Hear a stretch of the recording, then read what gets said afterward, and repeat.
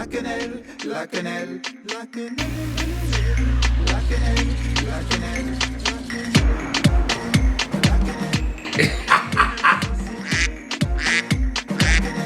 la quenelle. Vas-y, mets-leur ça, c'est la quenelle sauce mayo. Vas-y, mets-leur ça, c'est la quenelle sauce mayo. Vas-y, mets-leur ça, c'est la quenelle sauce mayo. Vas-y, mets-leur ça, c'est la quenelle sauce mayo. Vas-y, mets-leur ça, c'est la quenelle sauce mayo. Vas-y, mets-leur ça, c'est la quenelle sauce mayo. Allez, après ça. Ah, c'est vrai que la quenelle sauce mafé, vous allez l'entendre tout l'été, hein, vous allez danser là-dessus. Alors vous allez danser à partir du 21 juin, c'est le bal des quenelles. Cette année, ça va être très très haut niveau, avec des invités prestigieux. Je vais pas tous les noter. Cette année, évidemment, Nicolas Anelka, selon ses disponibilités, est invité et sera là. Alors lui, évidemment, c'est la grande quenelle de l'année. Il y aura en première partie du rap, du zouk, chansons françaises. Bon, on a fait fort cette année, hein. Et même les pigeons sont contents. Enfin, ça devient un phénomène qui dépasse complètement le cadre d'ailleurs de la France, hein, et qui est aujourd'hui européen. C'est un problème européen, même mondial. Il y a le Washington Post qui est venu faire un truc hier soir sur la quenelle. Alors, le 26, ça sera par contre le nouveau spectacle, La Bête Immonde. Ah, c'est moi. Donc La Bête Immonde, j'ai été traité de Bête Immonde, vous le savez, par Philippe Tesson, Tété, ou Tata. Tata Philippe, une sorte de Jean Moulin, un petit peu sur un char de la Gay Pride, on ne sait pas trop ce que c'est, mais il est nerveux, il est remonté. Hein.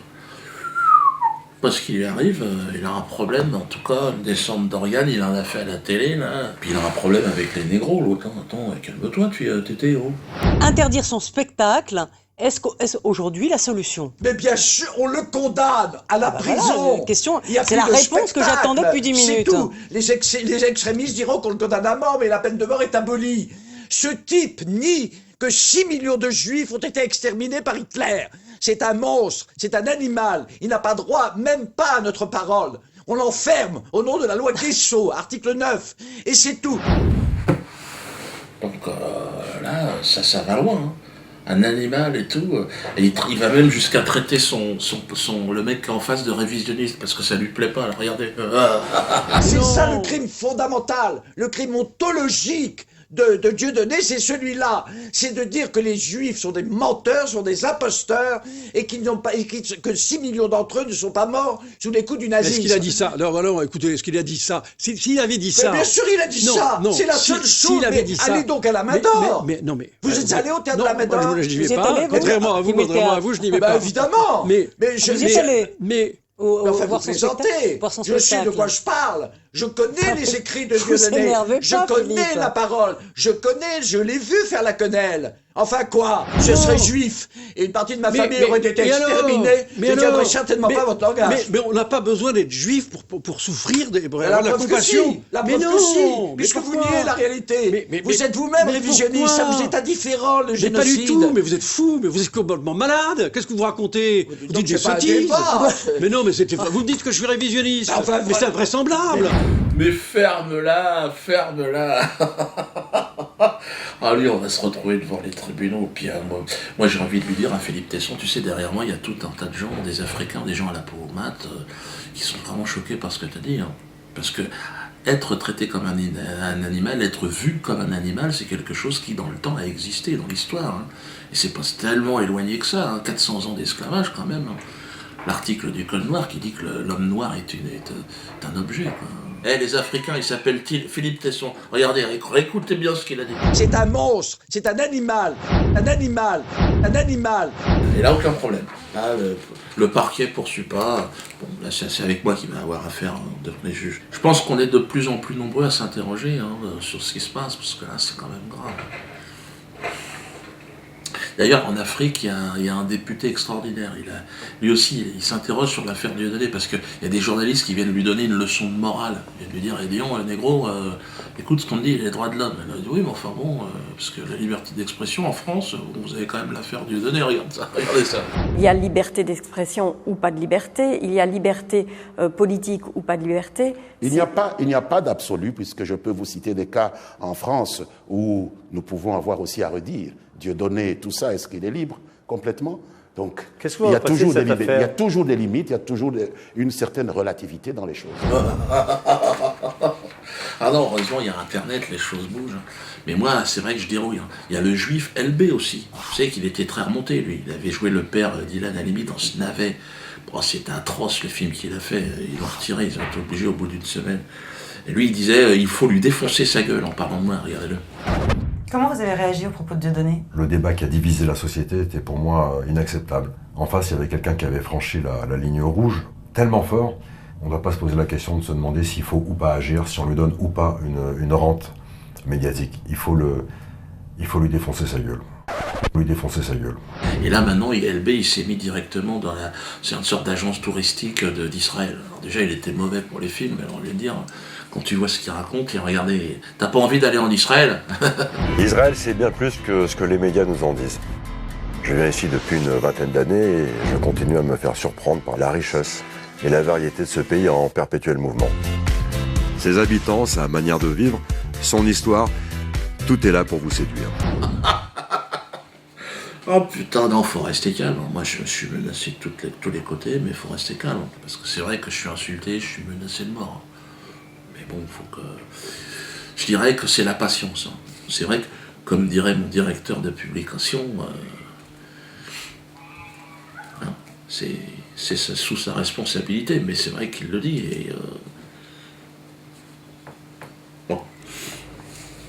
Alors là, c'est comme Bruxelles. Bruxelles, l'attentat de Bruxelles, vous vous en souvenez là? Avec Minouche, là. Minouche, Mehdi Minouche.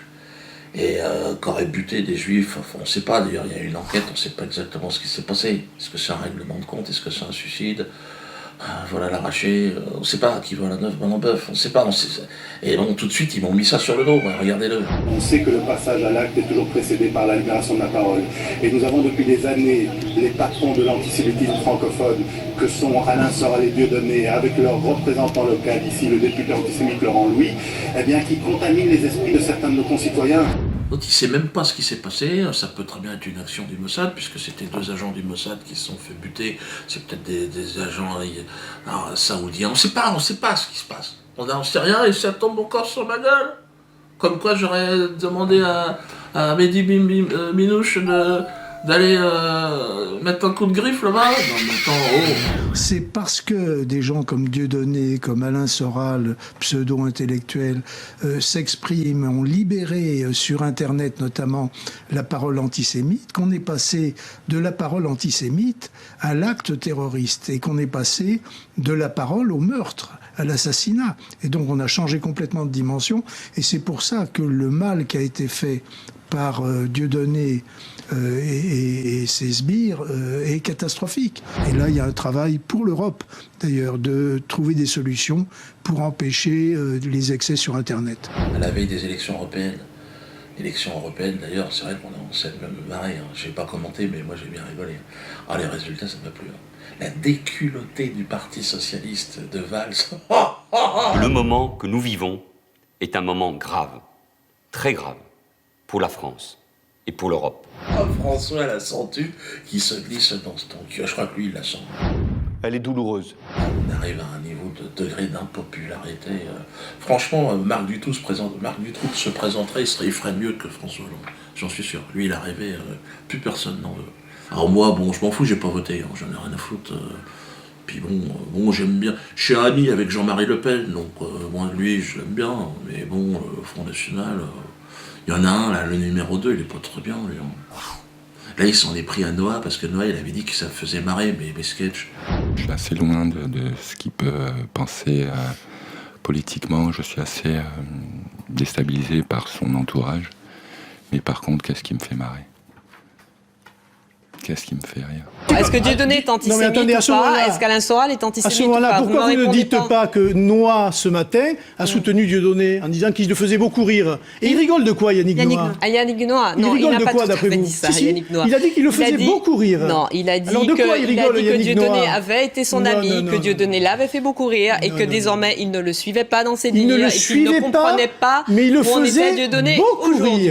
Que Dieudonné avait été un humoriste qui l'avait fait rire. Qu'est-ce qui me fait marrer? Qu'est-ce qui me fait rire? Moi, tu vois, Mais ça, c'est dingue, j'avais vu avec les Verts, à partir du moment où ils ont le pouvoir, parce que moi j'étais aux élections européennes à l'époque, j'avais soutenu les Verts, et en fait, dès qu'ils ont le pouvoir, ils deviennent odieux, les mecs. C'est les mêmes, en fait. Philippe Alliot ou un mec du PS ou de l'UMP, c'est exactement le même. Tu sens que ça n'a rien changé du tout. Puis sans prendre à Noah, bon, c'est vrai que Noah, il aime pas le Front National, bon, c'est son truc. Hein. Et Yannick Noah, il est dans la merde, parce qu'il est en plein promo de son album, là. Et les journalistes, ils l'emmerdent. Ouais, vous seriez l'ami de Dieudonné, parce qu'il y a une photo qui traîne sur Internet, j'y peux rien. Je sais pas moi qui l'ai mis, mais bon, on l'a retirée, nous, mais bon, elle passe pas tout. Bah, d'ailleurs, regardez-la. On peut la montrer, puisque de toute façon, tout le monde la montre, elle est dans tous les journaux maintenant. Il est obligé de se justifier, parce qu'il me connaît. Alors oui, Yannick est un ami, mais c'est plus que ça. Bon, vous savez qu'on est du même village, plus ou moins, au Cameroun. Nos ancêtres, depuis la nuit des temps, se battaient comme ça, coude à coude, contre l'adversaire. Donc, ça sera jamais mon adversaire, Yannick Noah, c'est bon. C'est ma famille, quoi, en fait. Donc je suis désolé, Yannick, si tu as eu des problèmes pour vendre ton truc, bon, je n'achète rien.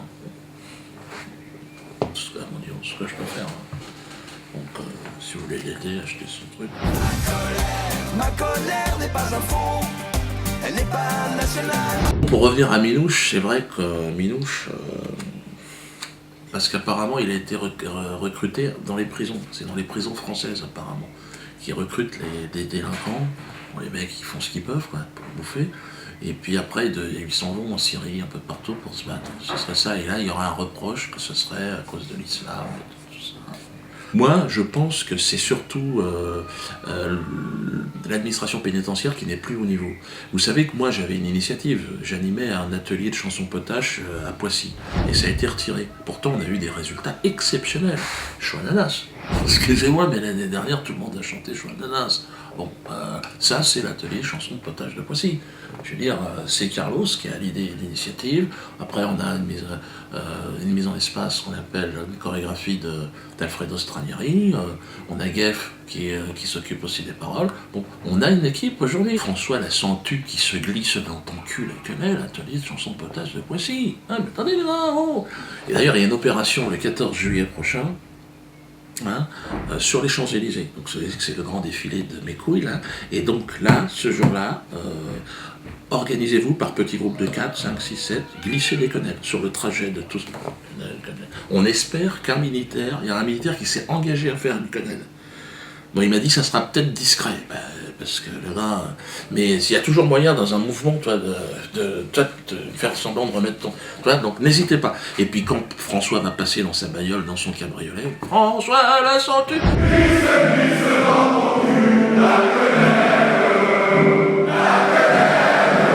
toute façon, c'est son dernier 14 juillet. Là, il fait plus de 2% des sondages, franchement. Là. D'ailleurs, avec l'atelier Chansons Potaches, on est en train de préparer quelque chose, c'est extraordinaire. C'est magique. Une comédie musicale en 5 actes. Le titre, Le Père Noël n'a jamais existé. Et c'est avec, dans le rôle titre, Robert Faurisson. Là, ils en sont à la moitié de l'écriture, mais c'est bien, c'est le rôle. Alors évidemment que certaines mauvaises langues vont dire, oui, mais est-ce que ça aura un rapport avec les chants ragas ? Et là, je répondrai comme dirait mon directeur de publication. Merci aux artistes qui m'envoient tout ça, c'est formidable. Hein. Alors, on essaye de les exposer systématiquement maintenant, hein. N'hésitez pas. Chaque semaine, je reçois des trucs, des tableaux, des sculptures, des trucs extraordinaires. Merci. Hein.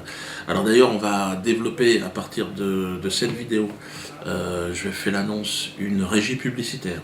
Qui va nous aider à développer aussi des artistes qui survivent comme des clodos.